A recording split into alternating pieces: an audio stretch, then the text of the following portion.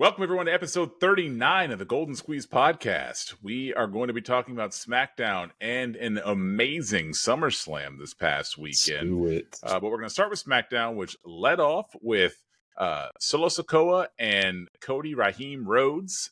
They had a confrontation. They had their last face-to-face where Cody Rhodes came down to the ring to confront Solo Sikoa, who was solo at the time, however, was eventually joined by his bloodline brethren.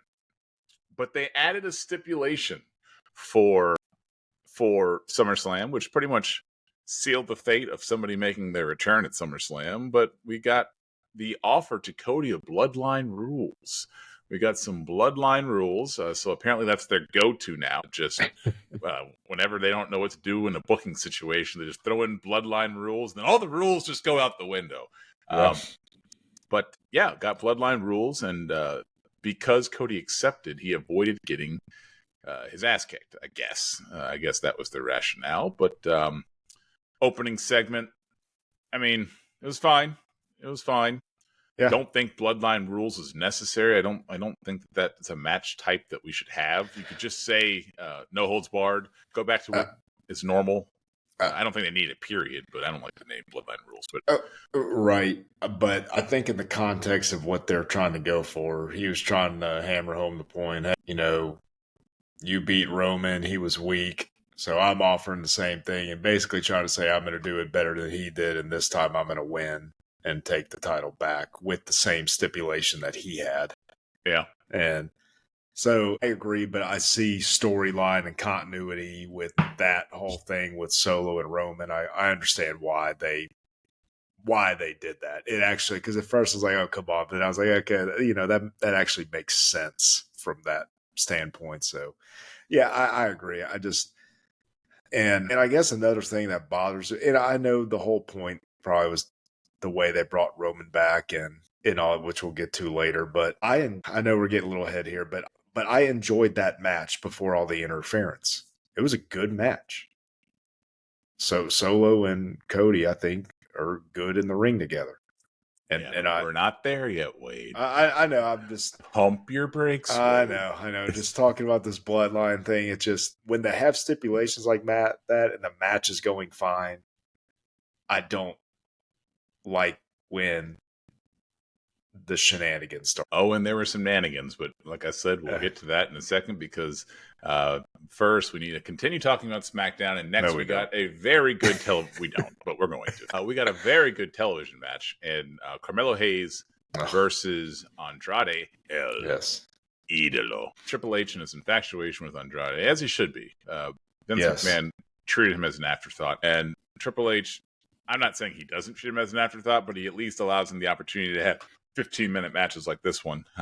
So always good when you can get that much time to get everything done. But I thoroughly enjoyed this match. I thought they did a very good job. Two very talented competitors. I just feel like their ceilings aren't very high of how far they can go. I don't know how you can book them to be believable and better. I don't know who Andrade needs. I mean, there are some things that happened on Monday Night Raw this past week, which give me hope that they could start trying to push new people with what they did with Bronson Reed. But I don't know what they can do with these guys to get them out of this lower mid-card purgatory, to get them up firmly in the mid-card. What can they do to get them firmly in the mid-card? I liked heel Andrade in NXT. Mm-hmm. And it's one of those things, yes, he does fine in the face role, but he's got just that natural, I'm trying to think, like, obviously not to the level of Seth Rollins, but he's got like that type of confidence and just that aura, like with the suit, nice suits and the designer sunglasses and all that, nice suits have always been WWE's way of portraying a heel. Look at how Gunther was presented in the opening segment of Monday Night Raw. He brought his suits back. He got what's-his-face back announcing him, and he's fully back to where he was when he had the Intercontinental title, because he wasn't coming out with suits for the past few weeks. He was coming out with other things, but that's heel right there. Well, until, I mean, you say that, but then Cody Rhodes comes out in a suit every week. That's true. But he's a tool. But historically though, don't you do this, because that video I sent you of my kid doing that thing, I'm gonna at Cody with that one day. And Cody, I was just kidding. Actually, yeah. You are one of the most gracious WWE superstars of all time. This is not just me kissing butt. I will always remember you taking a picture with my children, and I will always like you for that. You are not a tool. That was just a joke. But many suits. I do think you wear too many suits, but I love you other than that. Did you see the mask that Andrade came out with in this episode? Yes. I wasn't a fan of the mask. I like that. He's worn that several times, I think. He probably has. I don't watch his entrances. But to me, it's not as ridiculous as the mask that Cody came out with at SummerSlam. But that's the same. Okay, yeah, we'll talk about which we'll get to. No, it got bigger. It's not the same mask. It got bigger. It looked more ridiculous this time around than last time around to me. Bigger mask. Or Cody's head just got bigger. Anyways, it was a good match. I want Triple H to find a good dance partner for each of these wrestlers that aren't them. They need somebody a tier above them to help highlight them. I don't know who that's going to be, but I don't like the way they were going. I thought this was going to end up being. Remember when Cesaro and Sheamus had like that best of 7 series before they formed a tag? So I thought, because if you looked at the match, like Melo had some of it's like he learned from the past match. It was getting out of the way before some of the moves and just doing really well with that. I was like, okay, he's going to end up winning this. Is this the direction they're going in? Maybe not forming the tag team, but going to some type of 7 series. But I don't like him Melo losing 2 in a row after cutting those braggadocious promos. But maybe that's part of the thing, like, just the guy who's talented, but in terms of actually winning is delusional. If that's what they're going for, then hey, I mean, it kind of reminds me, just the way they're booking him right now, of kind of to a degree how Adrian Broner was in boxing. Yeah. Like he finally got what was coming to it. He thought he was better than he was. He thought because he was in the same camp as Mayweather that he was on that level. Yeah. And it got the better of him, and was still cocky as could be, I think, after that. Yeah. But Carmelo was the number 1 pick, so at some point in time, they got to show us why. Because right now, I don't know why he was the number 1 pick. They've done nothing to book him as the number 1 pick. If they're going to do this, they should have made Braun the number 1 pick.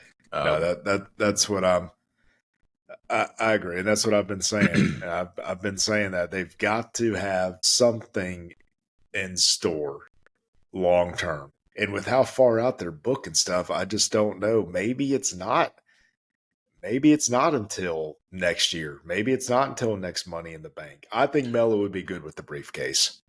Did we ever get a payoff from LA Knight and Melo? LA Knight's the U.S. Championship now. I think a U.S. Championship is a good place for Melo.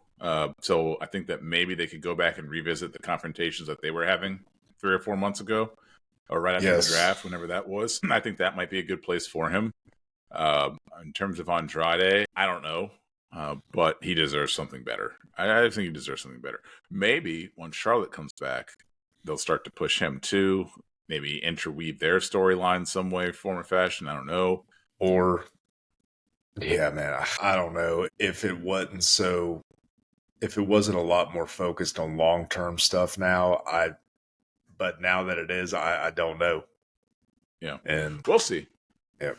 We'll see. Don't want to talk about Andrade and Carmelo Hayes for too long because we got a lot to touch on. And next is Santos Escobar versus Apollo Crews. I do like that Apollo Crews is starting to get some more screen time, some more on-air time. Not really getting any wins, but I actually enjoyed this match too. Apollo Crews is not my favorite wrestler, but Apollo Hayes, they're the same guy. Trust me. WWE uses it that way too. He's not my favorite guy. He's good. He's talented. He's athletic, rather. He lacks a lot of the intangibles and lacks a lot of his voice doesn't quite fit his giant body, and his smile's a little too white. But he's good. He's good, and Santos Escobar is good too. Yes. I mean, yeah, their match was fine. Nothing too special about it, but it highlighted Santos Escobar and it got Cruz some screen time.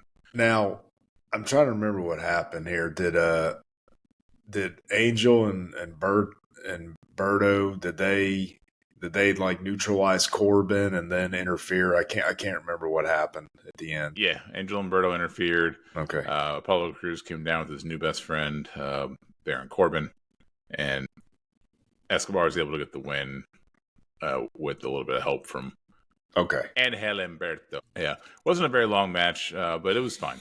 It was fine. I don't really have any complaints about it. I remember the ending now. Yeah, because I remember there was a promo before about them having to kind of like revitalize the unit.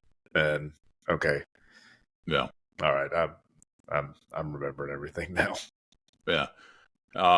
Next up, we got a segment from Logan Paul, who came down to the ring with some Cleveland dignitaries. I don't know what we were doing with this segment.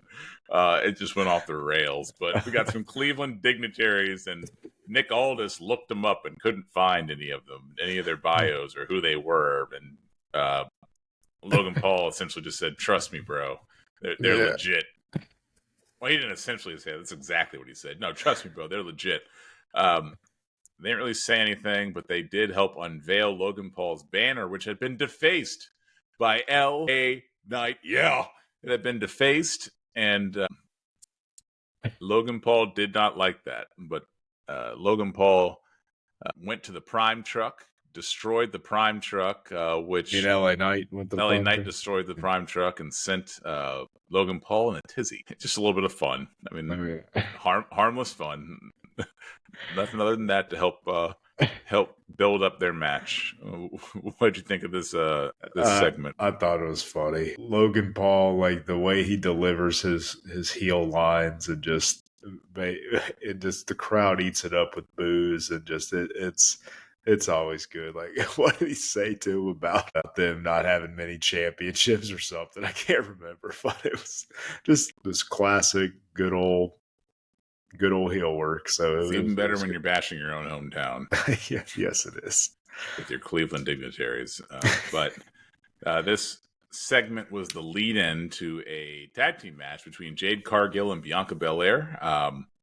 Jade Cargill, Bianca Belair versus Alba Fire and Isla Dawn. I am still shocked that those two have the titles because they got the titles to me with like zero build-up. But they're still holding it. I don't know what Triple H is doing with Jade Cargill and Bianca Belair because I'm not seeing any dissension yet, and they're not winning as a tag team. So there's no direction that I see.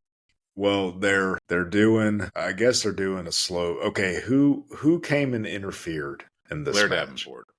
Okay, so obviously it wasn't a clean match. So at some point, Jade and Bianca are going to get another shot, whether it be at Bash at Berlin or Bad Blood. I think they'll eventually get the titles back, and if I had to take a guess, probably lose them at the Rumble, and then I just don't know how long they're gonna be. The breakup is coming. It's just a matter of when, and it's like, okay, how long of a build are they gonna have for it? Because a lot of feuds for Mania start around the Rumble or immediately following it, so. But then again, there's not typically many matches besides the Rumble matches at that event. So I don't even know if they would have that there. This is the last one-day Rumble, or is this the first two-day Rumble? Rumble's going to 2 days? Thought it was. I know SummerSlam is. But anyways, yeah, eventually, though, that breakup is coming. But yeah, it's 1 day, but Fightful indicated that the WWE sees the Royal Rumble as a 2-day event. So it eventually will be 2 days, but it's still one. And that'd be an easy one. Have the women's one night, the men's the other, and have the other matches around it. But yeah, eventually, I don't know. It's coming, but I was surprised. I thought maybe it would start happening here. But then again, that may be a little too long of a build. He doesn't care about that. Well, we'll see what happens. But yeah, I hated this. And the main reason is because of the week before when Fire and Dawn defended the titles on NXT. That was a solid match. That was a good match. Very good match. Mm-hmm. And then they go to this like shortened, interference-filled okay, I don't want to say garbage, but just they didn't even get an entrance. They are the tag team champions, and they didn't get an entrance. Yeah, and it's just like, okay, you properly showcased them last week, but now you're not going to, and I don't get it. I think it's silly. They're talented wrestlers. They're talented wrestlers, but it's ridiculous that they have the titles, in my opinion. They should not have those tag team titles. I don't mind them having it. They just need to be showcased better as the champions, the same way that they did a disservice to Bayley recently. I think they did a disservice they're doing a disservice to Fire and Dawn, the same way I think they did a service to Io Sky when she had the title.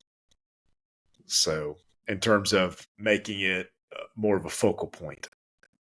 And yeah, we all like the payoffs and when they actually get it, but then you got to follow up with it. And just all those people I named are too talented to be I didn't give it payoff when they got it.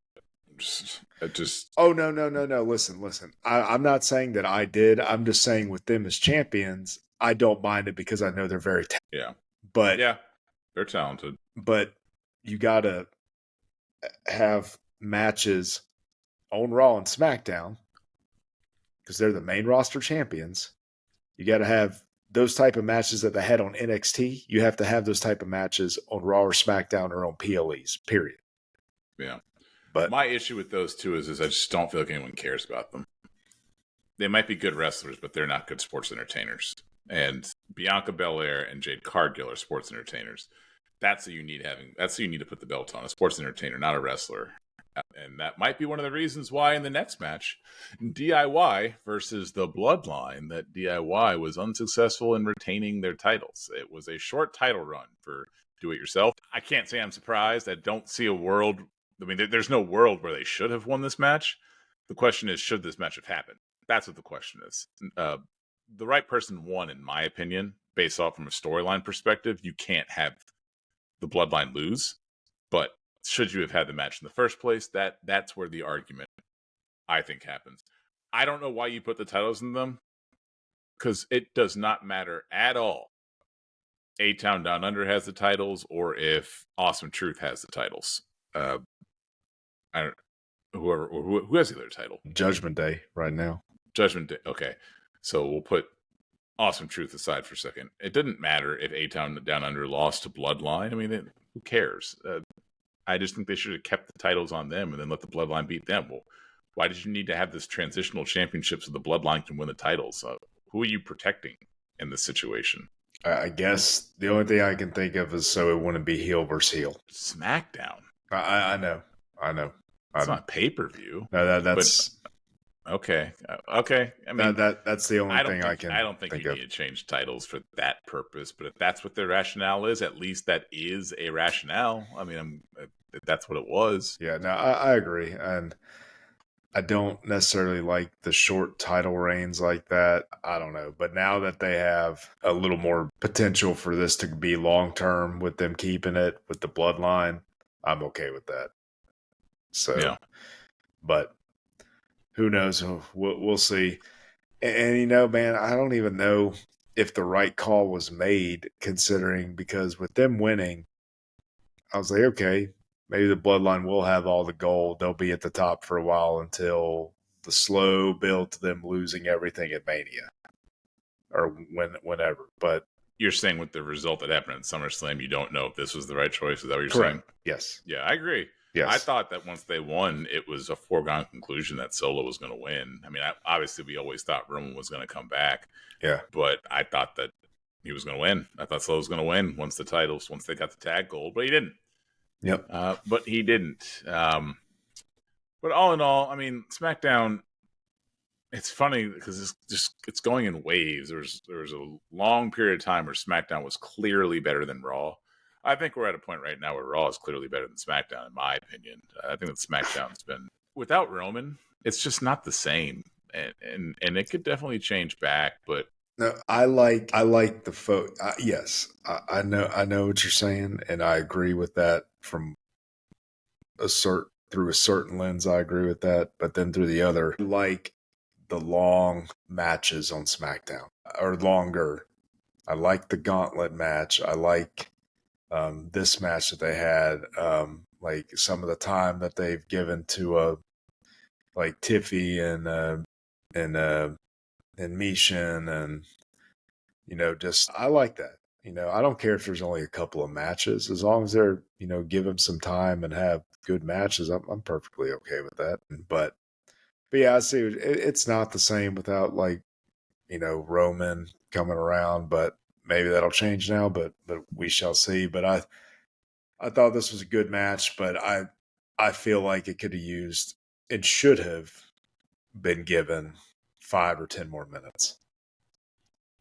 But I always I'm really a big fan already of Jacob Fatu, so seeing him get there steamroll folks is just fun. So that wraps up SmackDown. So now it's time to get to the main course, SummerSlam. And man, I gotta say, this is one of the better SummerSlams, best one I've seen in a while. I can't remember one better than this recently. It started off great, and it ended even better. But let's talk about the opening match. Didn't know what they were going to go with. I was always curious to see what leads off the show, but they went with some of the best storytelling that they've done in a long time with Liv Morgan versus Rhea Ripley. This was good from a storytelling perspective. I like the match too. Thought it was good. Match was good. The match is going to get overshadowed by the storytelling, of course, in my opinion. But it was a good match. Ripley getting her arm injured in the match and pretending like it got popped out of place. It was a little much when she did it the second time. No, it didn't, because she didn't get in the first time, so she had to keep going. Oh, okay. I didn't realize. She didn't get in. Okay. So she had to get it back in, and when she hit it against the table, I mean, she was selling it. It was good. Always got to look a good sell. Dom's a genius. I don't care what anybody says. Dom is an absolute. He's amazing. He might not be an amazing wrestler, and he's not a bad wrestler. No, not at all. It's very good. But as an actor and as a know your role, like The Rock would say, know your role and shut your mouth. He knows his role. He knows who he is. He never tries to go outside of who he is, and he always plays into his character. People were saying online that he's the first heel to turn heel. He went even further heel. What he did was one of the most despicable things you'll ever see in professional wrestling, and it was awesome. What did you think of this? It was good, and I liked how they really put into question what was going to happen when he stopped Rhea from using the chair, telling her, "Hey, you can't win the title with it," and then it went from there. And then the call back to the slide in the chair in the ring that he did, just claiming he was trying to get Becky to use it against Liv. And then Liv used it and then got it out of the ring when the ref didn't see. And then, of course, the helping her up and the kiss. I'll say this: when he slid the chair in, and when Liv did her finisher on the chair, until he smiled, I was questioning who he was trying to help, even though I shouldn't. But, I immersed myself in the experience, and I tried to not guess what's going to happen next. But when he gave that smile after it happened, oh, that was good. Oh, that was good stuff. And then the way that Michael Cole was reacting to what happened, oh, that was Jim Ross talking about Triple H, the way he was going off on Dom. Yeah, that was good. And do you see the clip of Samantha Urban's reaction? Her acting like she was throwing up in her mouth. Yeah.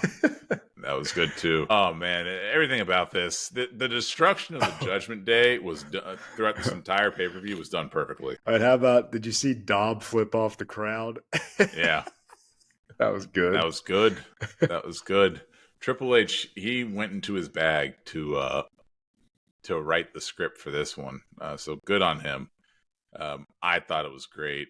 I thought that everybody played their role to perfection. And Liv's still champion, which I know you predicted. I thought that Ripley was going to hold her title. Did you think before this that Dom was going to side with Liv? Honestly, I don't know.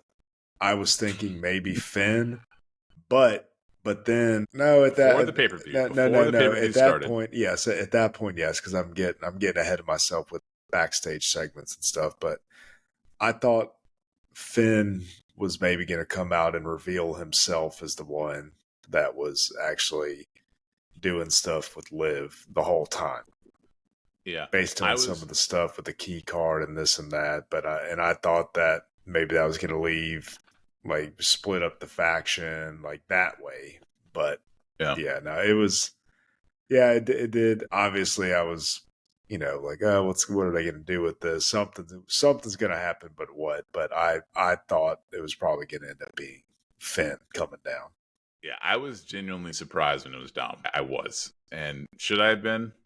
I don't know. I think I should have been. I think I should have been surprised. Just the way that they booked it. Liv was very believable in her tears after Dom told her off, and then she destroyed the clubhouse. I thought that it was definitely Finn, not Dom. So good on them for swerving me. That's what you want to see in wrestling. Make us think one thing, but it actually turns out to be another. But great match, and it's going to set up for some even better things down the road. But next up, we got, to me, the low light of the pay-per-view.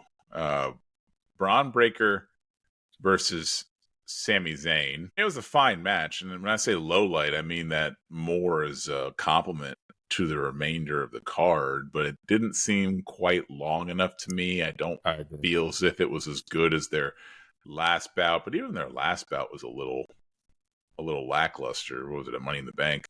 When Breaker lost it originally. I mean, there was no chance that Braun Breaker was losing to Sami twice. But they had some legends in the box that were watching this match, including Rick and Scott, his father and his uncle were watching the match. They had, who else was there? Kevin Nash, X-Pac, DDP, Miss Jacqueline was up there. So they had some wrestling dignitaries. Did you hear Cody Rhodes talk about what the WWE did for those people? Mm-mm. He had an interview after SummerSlam. Did you watch?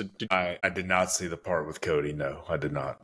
So Cody said, and actually, I don't even know where I saw this. It might not even have been there. It might have been even later on. So you're possibly making up stuff again. No, I'm not making this up. Okay. I don't think. Cody said that Triple H gave all the younger wrestlers bios for all the people that were in that box and made sure that they knew, because a lot of those people didn't wrestle while a lot of these wrestlers were even alive. So they might not know anything about Jacqueline. But he gave bios to all the people and told them to read up on them and made sure that they were thanking all of them for their work with the company. So he was trying to educate the younger wrestlers about the people that were there so they could be respectful to the pioneers that helped pave the way for the current wrestlers. And Cody was very impressed by that. And I'm impressed by that too, because you can hear some of these wrestlers talk, and some of them it seems like they've never seen wrestling before. So it's nice that he's trying to educate. But I digress. Breaker versus Zayn. Breaker gets the win. They have set up a best 2 out of 3 falls match for next week's Monday Night Raw, I believe. I'm not caught up on anything. Catch up on that. A guaranteed win for Braun Breaker, because there ain't no way they're having him lose the Intercontinental title on a Raw. But I'm glad that they're giving him his rematch there, so we don't have to see it on another pay-per-view, because I'm a little tired of Sami Zayn for right now, and he needs a little bit of a break so the absence can make the heart grow fonder. But what were your thoughts? Everything you said. I had no issues with the match itself. Yeah, it was just, I think it should have been given a few more minutes. I guess that was just, but then again, I know the way they're they're trying to portray Braun at this point, and so him winning in a relatively quick fashion for what they're trying to do now. It's like, okay, he took his opponent lightly in the last pay-per-view, taking him seriously now and going to take him out quicker. So, and so yeah, it was fine. Again, just I wish I would have had a few more minutes. Yeah, and like I said, it was the low light of the show, but that's an indictment on how good the show was, not an indictment on either of these two wrestlers. But next up, we had Logan Paul versus LA Knight, for the U.S. Championship, which started off with Logan Paul having an interaction with MGK and ripping off his shirt for whatever reason, and then them coming down to the ring together. It was, to me, awkward, but, it is what it is. MGK is from Cleveland as well, I believe. Logan Paul is from Cleveland, so the connection makes sense. And no stranger to WWE. He took a power bomb through a table like a champ from Kevin Owens a few years ago. Yeah. He's family. He's a WWE person, and glad to see him. Well, don't mind seeing him there. Glad, I don't really care. I love the attempting to conceal the passing off of the brass knuckle necklace. It's like, gee, I wonder what they're doing over there. It's just so obvious. It's funny. Stuff like that, always find humorous. But it's stuff like that makes non-wrestling fans say it's stupid, but it's stuff like that makes me laugh. And, me too. And I was so hoping, just because of their history and the fact, I was really, really hoping Eminem would show up and help LA Knight and throw a punch at MJK. Eminem ain't coming to Cleveland though. Yeah, that ain't happening. But that would be funny if that did happen. So let's talk about. Well, Logan Paul's title reign ended here, so let's talk about it. Who says that? LA Knight says that. Hey, look at me. Let's talk about it. Every match he's had is good. He just didn't have enough matches. That's what I'll say. I don't really have a problem with his title run. If you're going to go to a part-timer, that's fine. I thought that he did a great job with all of his opportunities. There was never a point in time where I thought that Logan Paul was outside of his element. And there was never a point in time where I felt like, oh, he shouldn't have that title. I just wish he had defended it more. Yes. But, it is what it is. He got the title on LA Knight. LA Knight got his big pop. I think that most people enjoyed the performances that Logan Paul put on. He's an athlete. He's an athlete. In my personal opinion, you can't go in on him for any of his performances with how quickly he's adapted after a relatively short amount of experience and training. You can't. He did great. And so, but I will say this. I am looking forward to see what direction they go with him now, and what they'll do. So what they'll do is probably give him a little hiatus, if I had to guess. Yeah, you got to think at some point with the high flying risks he takes and some of that stuff. Am I a fool for thinking at some point they got to put him in a Hell in a Cell match? The only thing I'll say about that is that he is not a full-time wrestler.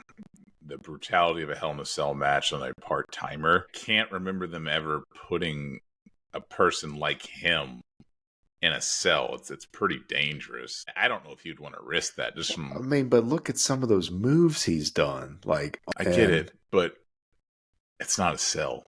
It's not a cell. And to do a cell right, you gotta do some pretty dangerous things. I'd love to see him in a cell. I think he would do it. And I think just the thought, from a fan standpoint, I was like, oh, we want to see this guy get the crap kicked out of him. I mean, the fans would eat that up. And put him like a tables, ladders, and chairs match, something a little safer. Nah, Hell in a Cell. He'll do it. Kill the man. Who cares? No, he'll do it. He'll do it. Yeah. Well, next up, we got a match that I think I enjoyed more than most people from what I've seen on the internet. We had Nia Jax versus Bayley.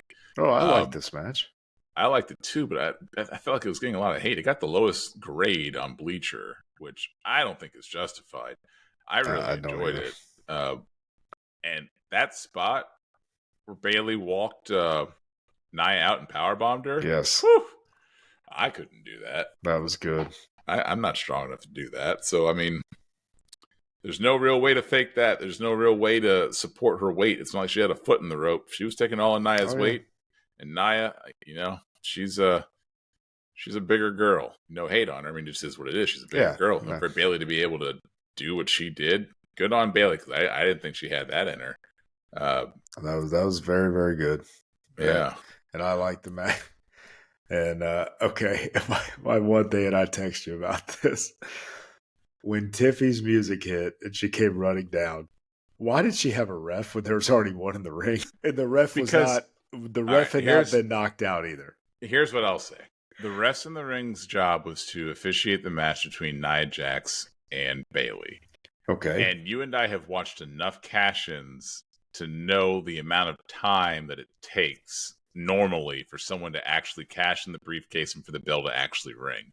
Therefore, one could argue there's going to be like a 45-second period because the wrestlers weren't knocked out either. So there's going to be a long period of time where you might have to be doing two things and they might not be able to actually officiate the match. I'm stretching, but I'm trying to give some justification. I mean, the first thing I think of, though, is looking back to the heist of the century. Seth Rollins ran down there by himself.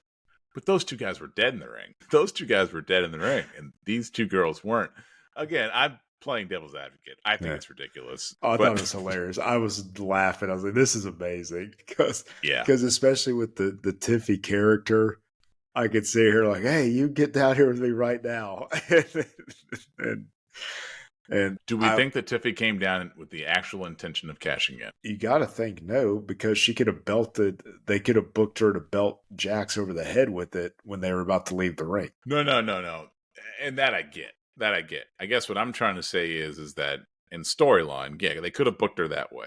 But in storyline, are they wanting us to believe that she came down as a distraction or that she came down to actually cash in? I'd say no, just because Tiffy is so good at the facial expressions, and it didn't look like she was like debating whether or not, she got decked off the thing and then was like smiling and laughing about what was going on.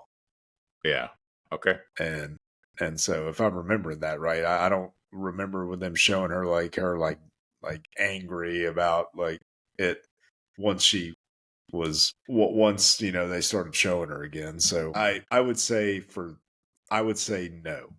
And then especially the fact that because I was waiting for it, I was like, here it comes. She's going to belt her to the back of the head with the case, but that never happened either. Yeah. So, what are your thoughts on the Royal Rumble winner losing her title after 3 months? I thought Jax winning was the right call. Just because I like how they're booking her as this dominant force like they should be.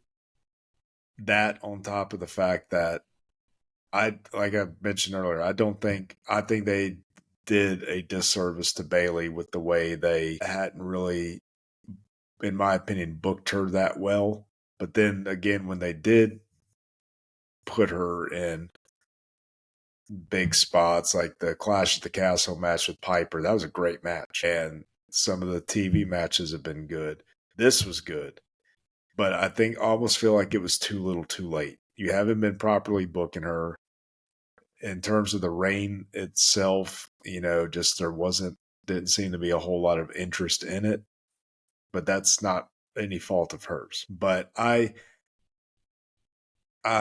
glad that Nia won. I like this dominant champion, and I guess there were gripes about her first time around to her not being safe and this and that. It looks like she has improved leaps and bounds since the last time she was in, and I like her, and I don't have a problem with her. At this point, I'm just wondering when Tiffy's going to cash in on her, because we all know that is happening. Of course. And I said this months ago that there's only about four people on the roster who should be able to believably beat Nia Jax, and Bailey ain't one of them, in my opinion. I disagree with that.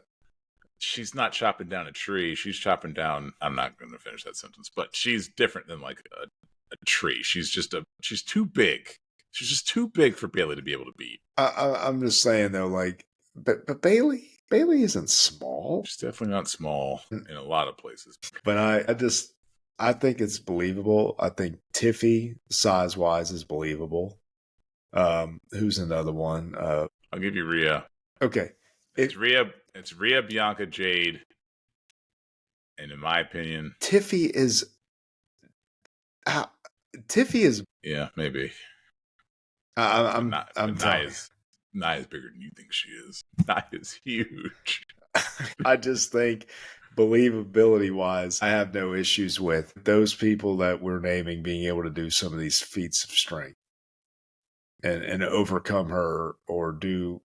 Yeah, I've got no problem with any of them. But all right, we'll agree to disagree. Yeah, and you're getting out of control, so we got to stop. Let's talk about the match that long-term storytelling also at its finest. A lot of long-term storytelling getting some payoffs this SummerSlam, and this payoff was Seth Rollins, Drew McIntyre, CM Punk. CM Punk finally got his first singles match since 2014, officiated by Seth Rollins, his opponent, Drew McIntyre. I enjoyed this. I did enjoy this. It wasn't, in my opinion, as good as I thought it was going to be. I did like when Seth Rollins had the bracelet on and just the way the cameras were with that. And then CM Punk realizing it and getting angry. And I guess the story of CM Punk beating CM Punk, which he always seems to get in his own way. And that happened again. It was good. It was good. I want to see where they go with this. I want to see whether or not Drew McIntyre is still going to be involved and how much he's going to be involved, or are we just going to completely shift to what was the idea in the first place, which was Rollins versus CM Punk? We'll see. Yeah, because obviously they're like, oh, now McIntyre can move on. Okay, well, if that was the case, he wouldn't still have the bracelet. So I think we all know there's something else still there with that rivalry. Well, it shouldn't just be one match. It should be more than one match. There's what feud only gets one match? Yeah, and it feels like this was the 10th match, but it was the first. Yeah, and I'll be honest with you, and I'm sure at some point they're going to give Punk the win, but I wouldn't have a problem with him losing again.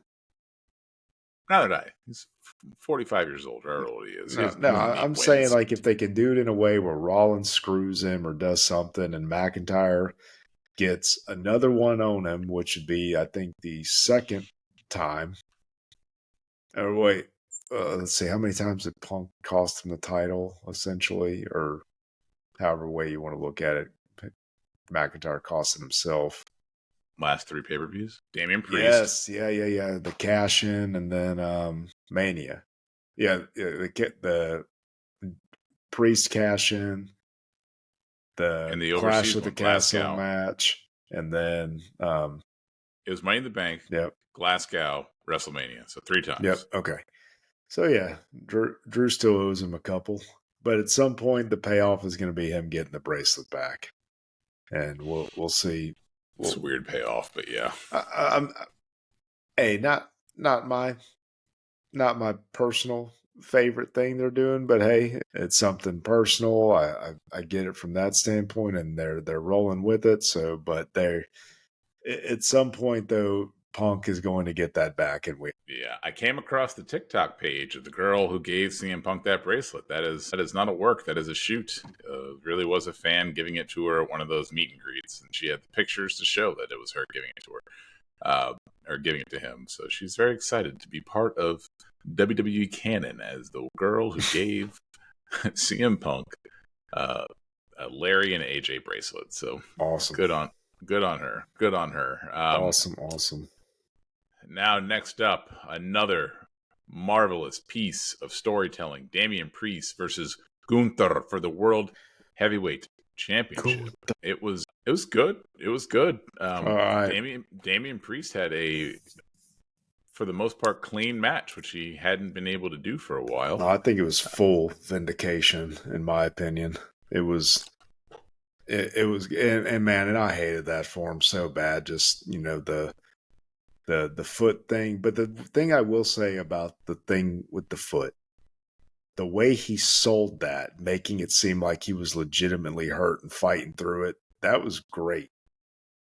And so I think he was legitimately hurt and fighting through it. No, I mean, all reports say that he did his part by selling it, and they were like applauding him for that backstage. Like, hey, it's a crummy situation, but he made the most of it. The thing, one day I would love to hear from Priest's mouth what happened with the pin. We'll never hear it. Yeah, we'll see. I think at some point we will. At some point. Yeah, you're right. We might get one of those WrestleMania 24 shows, and they talk about it in there. Yeah, we'll see what happens. But this was very, very good. I enjoyed it. But when Finn came down, you knew exactly what was about to happen. Mm-hmm. But didn't make any worse though. It was still great. There were a couple things I liked about that. Number one, I didn't that well done. I didn't think that would be how he would cost him, throwing the foot on the rope. I did not see that coming. And number two, just continuity about any questions and stuff like that. Priest checked to make sure Gunther was not, his feet or any part of him were not under the rope, so that the pinfall would count, kind of a thing. And I like that. I was like, that's kudos to him for being aware of that and still making it like a pretty smooth transition into the pin. Yeah. So I thought that was good. And then when he saw it on the replay, that's how he caught it. I like that, because so many of these, dude, it just drives me crazy. It's like when they don't see the guys coming, even though there's a huge screen that like right in front of them. Yeah. And they're like, oh no. But no, that was good. How they're like, okay, yeah, we're gonna have him look at a giant screen in front of him and see exactly what just happened. And man, no, I like this. I gotta admit, I mean, it was good. Don't get me wrong, and I'm glad. We've been saying that it was pretty foregone in our opinions that Gunther was winning. Mm-hmm. But the way they book him, though, for the most part, I was actually surprised it wasn't like a clean, untainted win. Just the way they've been booking him. I mean, from his perspective, Damian Priest, Finn Balor didn't come out there to help him. I mean, I think that's their justification. He came out there to right. And didn't Gunther chop him down when he came in, or he jumped up on the apron and did something? Yeah, no, and I get that. I do. Just like I said, just the way they booked him, and just. But how could you book it any other way? There's no other way to book it unless you just have somebody else in the match other than Gunther. No, have Gunther beat him. Have Gunther just have it be a good wrestling match and have Gunther choke him out. No, this has nothing to do with Gunther. You can't do that and further the Judgment Day storyline. But in terms of Gunther's storyline, they've been building to that since WrestleMania as well. They've had him win all these matches, had him win King of the Ring. They've been booking the Judgment Day storyline for 4 years. Yeah, I know. I'm just. Who cares about the 3-month Gunther build? This is a 4-year Judgment Day. I care. They had the only one looking at it. They had a vignette of him in a forest clotheslining people into dust. He should have won clean. I think you're the only one who that's the gripe with this match, is that Gunther didn't win clean. Bigger picture. No, it's not that, because they still could have done that even after the match. They could have had Finn turn on him like, hey, you said you didn't need us. Look what happened. You said you didn't need help. Look what happened. It's the same. Maybe. I thought this was more impactful than that, though. Oh, no, I'm not saying I didn't like it. I'm just saying because, and I'm going back to what I've said about other stuff, because of the way Bayley's title run had been booked. It wasn't as big of a deal to me that she lost it that quick. Yeah. But because of the way, on the opposite end of that, due to the way they have booked Gunther, and, yes, the pinning thing at King of the Ring, but, that, hey, all in all, if that wasn't intentional or whatever, it's leading to those two at Bash of Berlin. So it is what it is. But beyond that, he's been winning these matches clean, and so that's all. That again, I liked it. But I think they also could have achieved the same thing with him losing the title clean. But again, I know they're trying to, protect Priest as well. So because he's got the fans on his side now. So yeah. But no, it was a good match, and I want to go back real quick. A couple points forgot on the Rollins Punk McIntyre thing. I like the callback to SummerSlam '97. They didn't quite go that way, but they definitely had some callbacks to it with the chair shot, but it being stopped short of using it. That was good. Did you see their attire? Yeah, I think I sent you something about look, Punk's like it's happening. Like Punk's got the Bret Hart colored gear, and then they all had the gear. Well, yeah, McIntyre. Because I was like wondering, I wonder if Undertaker had any green in his gear, but I didn't go back and look. But I saw the side by side picture, and it was like the same style of like coat or whatever. Yeah, he had the coat, and then not Shawn Michaels, Seth Rollins. Seth Rollins had the Shawn Michaels gear on, so they all had the gear. That was good. The way that Rollins kind of stormed out of the ring was reminiscent of the way Michaels did after that match too. Yeah. And then also, and I didn't catch this until I saw it on the replay, or in that moment, because I was into the match too much, but how Drew did the exact same thing Punk did to him at Clash in the Castle. He did the low blow, and then he did the shoving him down thing. And until I saw it on replay, I was like, "Oh, that's what Punk did to him in Scotland." Yeah. So just good stuff. But yeah, I just wanted to point those out because I know we talked previously about potential for a SummerSlam '97 revisit. Yeah. But let's now talk about the main event with Solo Sikoa versus Cody Rhodes. And Solo Sikoa, he came out. I don't want to talk about his entrance. I want to talk about Cody's entrance because Cody came from. It's almost like Cody wasn't even ready to wrestle because that man was in his trailer when Solo Sikoa was already in the ring. They had Cody come from his trailer, bring his dog, talk to Arn Anderson, who came from who knows where. Where did Arn Anderson come from? Arn Anderson letting Cody know that he's got some friends and some he doesn't even know about. When he pointed to the ceiling, was he pointing to Dusty or was he acknowledging the tribal chief?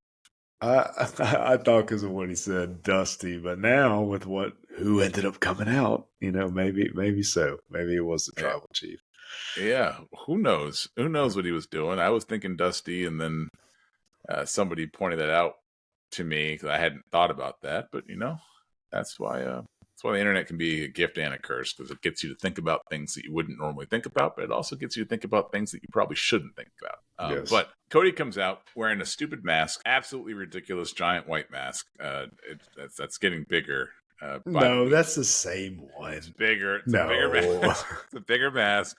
Cody said, "You know what? I need this 7% bigger," and they did. They made it 11% bigger instead, and it's ridiculous.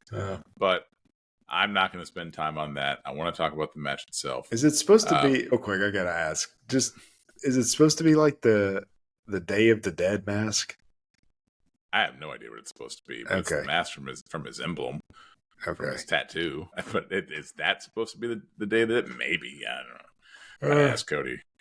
He's in the pod. But anyways, match was good until it wasn't. Until it was again. I guess is the best way that I'll put it. Solo's good. Solo's good. Solo's good. The Samoans have a style of wrestling, and he fits that style. And I like it. I think it may be an acquired taste for some. I think most people enjoy the Samoan brand of impact, hard hitting. They combine speed and strength so well. That's what separates them from everybody else. But it was good. It was a good match. Cody was starting to try to be a little Hogan-y, which is really irritating, the amount of things that he can take and just be fine. There's no reason why he should be fine. Like, if John Cena does it, John Cena is huge. He's a Herculean man. He's strong as an ox. Or Brock. Or even, Hogan's 6'8", 300-something pounds. Like, if Hogan's doing that, fine. He's a huge man. Cody's an average man. He's an average size wrestler. There's nothing big. He's not big. He's not strong. He's not fast. So why is he doing these things? That's why I get mad when Sammy does those things. There's no reason why Sammy or Cody should be Hogan. They should not be hulking up. It should just never happen. But match after match after match for Cody, he'll take people's finishers. He'll take everything that they have. He'll take getting beat up by 3 other wild Samoans, just be fine. He'll take a splash off the top rope onto a table, not get pinned. It's just infuriating. It's infuriating. Not to say I didn't enjoy what I saw. I just get frustrated with his booking. And didn't he kick out of Jacob Fatu getting him from the top rope? And that spot should have gone to somebody else, him kicking out. They have booked Fatu very well to this point. It's too early to have his stuff being kicked out of. Yeah, 100%. I didn't like it from that standpoint, but yeah, I like the match. But then we all know what the big payoff was. Yeah. Before we get to the big payoff, I want to talk about what Cody did to counteract Tonga Loa and Tama Tonga. And Randy Orton running down to the ring and shaking fans' hands. That was amazing. Was one of the weirdest things. What are we doing? I thought it was great. I was like, oh, he's just taking his time. He's running in slow motion as it is, and he's stopping to smell roses. I'm surprised he didn't sign an autograph. I thought it was funny. I got a kick out of that. I thought that was great. That was crazy to me. And the speed or the lack thereof that Kevin Owens. Like, are they told, hey, don't run too fast down this ramp because you don't want to Titus O'Neil yourself? Because they were just running in like slow motion. They're like, hey, Randy, you're main eventing Bash of Berlin. Don't blow this. Don't blow out your knee. He was running like it was Baywatch. It's crazy. It's crazy. But yeah, I'll tell you who didn't move like it was Baywatch. They moved even slower. Was the man who made his return. The KO came out too, right? Yeah. Yeah. Okay. Yeah, I said him. He ran slow as molasses. But there's something special about Roman Reigns, man. Even when we know he's coming, and the theme song they chose to play for him, the WrestleMania Roman Reigns theme song with that "do." That's good. There's an aura to that, as the kids are saying these days. Isn't that his? Okay, I was confused because when I heard that's not his theme. It's been so long that's what you thought the theme he normally has is. That's the one he used at WrestleMania. That's not his normal theme. Stand by. His normal theme goes doom, oh, whatever it is. You're just making up stories now. There was 30 seconds of drums. You think that before he normally comes out, he gets 30 seconds of drums? Yes, that's the special entrance that he got at WrestleMania. All right, this is just trust me, bro. This is one of the. Oh, dang it! Yeah, that's not what he came out. Wait, hold on. Look, Roman Reigns' new theme song, Titantron, head of the table. Dude, I hope they don't come. I love that theme. But it's the same theme. It just has a much longer intro to it. Yeah, you're playing this WrestleMania theme right now. Dang, it took that long for it to go in. Yeah, so they gave the extended cut. for SummerSlam, which I liked because it's got a much more opera feel to it. No, It makes it I think feel what bigger. they should have done is they should have marched the opera out there first. And just have them start singing. Confused everybody. Bring out all the drums. But man, when he came back, the crowd went insane. Oh, yeah. The crowd went insane. And it was great to see Roman back. It took good. 10 years for Roman 11 years for Roman to get to this point. It took 11 years for him to become a viable babyface, but he's done it. I thought you were going to say 10 years for him to finish walking to the ring. Yeah, I mean, that was awesome. Oh man, it was good. It was good. And then when he came down and he gave that spear to Solo, and then he gave a little nod to Cody, and then just walked off. That's when you know you've made it. When you need to say no words. Yeah. But you say everything. Yeah. He said everything he needed to say without saying anything. I don't know what the ratings are going to be for SmackDown on Friday, but I can guarantee you they're going to be higher than normal. Because I may watch it live, and I don't think I've watched a live wrestling television show in a long time. I was a little disappointed that when he made his entrance, he didn't stop, turn around, look back, and go like this, and the nurses would have wheeled Paul Heyman's hospital bed and IV drip out there. You know what? That's the only thing that could have made that better is if Paul Heyman came down with a neck brace. Just came down next to him. But I wonder when we see Paul Heyman again. Or if he had come down with Brock. That would have been... Oh, yeah. That would have been epic. No, it was epic as it was. I'm kidding. I'm not going to nitpick this because I thought it was perfect. No, it was the way that Roman came down. So I'm not going to say, oh, they should have had Brock, because that would make zero sense. They should not have had Brock. Right now, the only time they would make sense for Brock coming in and potentially helping would be at War Games if they need another. Yeah. Because of the Paul Heyman thing, that would make sense.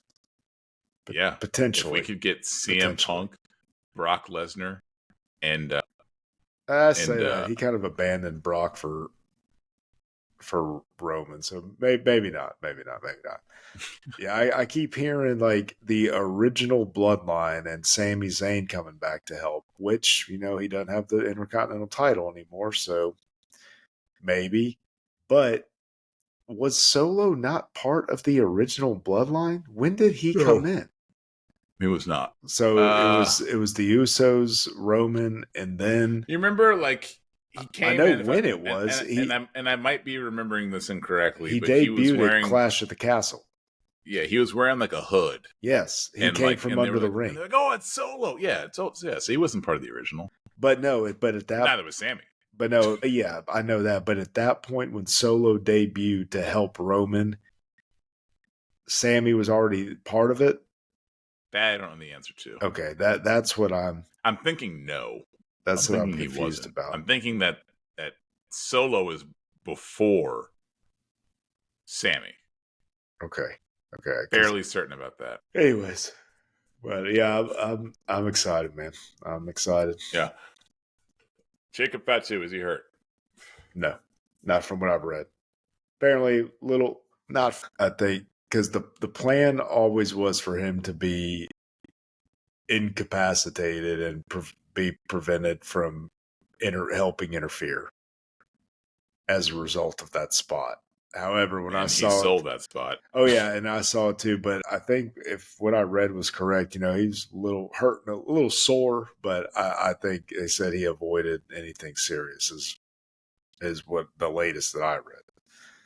He looked like he got hurt, and that he was going to have a big role in the rest of the match. And he was mad that he wasn't going to be able to keep going. If he's not actually hurt, which I agree, I've read that he probably isn't. Whew, he's good. That just makes him even better if he's not actually hurt. So, regardless, he played his role. They all played their role except for Tama Tonga because he's a bum.